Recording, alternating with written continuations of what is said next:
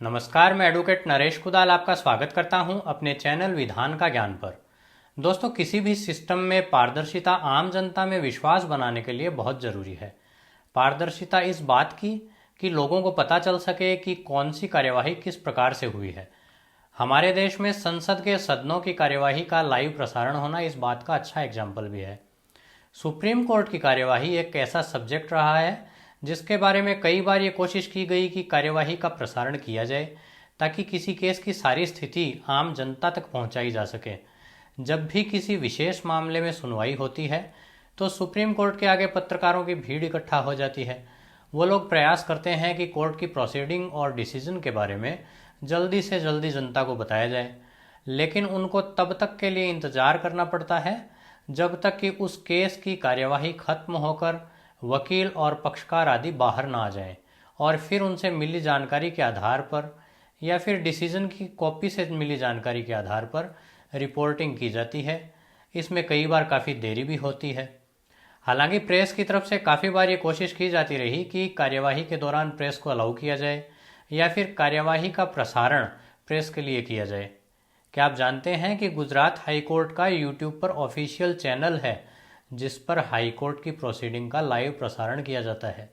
तो फिर ये चीज़ सुप्रीम कोर्ट के लिए क्यों नहीं हो सकती? दोस्तों, हमारी सुप्रीम कोर्ट ने काफ़ी सारे मामलों में डायनेमिक सोच का प्रमाण दिया है, और इसी क्रम में 13 मई 2021 को हमारे नए चीफ जस्टिस ऑफ इंडिया न्यायमूर्ति NV रमाना ने बताया कि सुप्रीम कोर्ट जल्द ही कार्यवाहियों की लाइव स्ट्रीमिंग शुरू करने के लिए एक्टिवली प्रयास कर रहा है।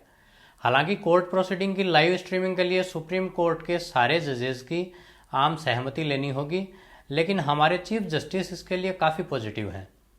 ऐसा नहीं है कि सुप्रीम कोर्ट की प्रोसीडिंग की लाइव स्ट्रीमिंग की बात पहली बार हुई हो, क्योंकि साल 2018 में भी चीफ जस्टिस अरुण मिश्रा और जस्टिस चंद्रचूड़ की बेंच ने Swapnil Tripathi versus supreme court of India के मामले में लाइव स्ट्रीमिंग के विचार को मान्यता दी थी। उस केस में सुप्रीम कोर्ट ने माना था कि लाइव स्ट्रीमिंग से कोर्ट कार्यवाही की पारदर्शिता बढ़ेगी। 2018 वाले मामले में जो बेंच थी उसमें जस्टिस चंद्रचूड़ भी थे, जो लाइव स्ट्रीमिंग के लिए बनाई गई सुप्रीम कोर्ट की ई कमेटी के चीफ हैं।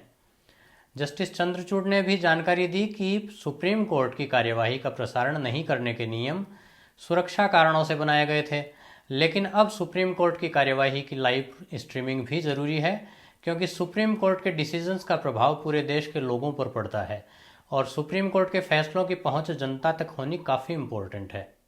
हालांकि इस कॉन्सेप्ट को पूरी तरह से लागू करने में थोड़ा टाइम लग सकता है, क्योंकि इसके लिए सुप्रीम कोर्ट के रूल्स में ज़रूरी अमेंडमेंट करने होंगे और लाइव स्ट्रीमिंग के लिए एक प्रॉपर सिस्टम डेवलप करना होगा, जिसके लिए प्रोसेस जारी है। लेकिन अब वो दिन दूर नहीं जब हम घर बैठे सुप्रीम कोर्ट की कार्यवाही को अपने मोबाइल, कंप्यूटर या फिर टेलीविज़न में देख सकेंगे। दोस्तों, सुप्रीम कोर्ट के फैसलों के बारे में एक बात और भी है कि वो प्योरली लीगल लैंग्वेज में होते हैं। कई बार तो मीडिया भी उनकी गहराई को नहीं समझ पाती और फैसलों की प्रॉपर रिपोर्टिंग नहीं हो पाती।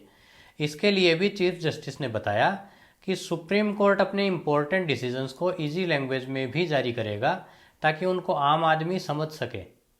दोस्तों, सुप्रीम कोर्ट कोई भी निर्णय देता है तो वो उस केस के फैक्ट्स और परिस्थितियों के आधार पर दिए जाते हैं।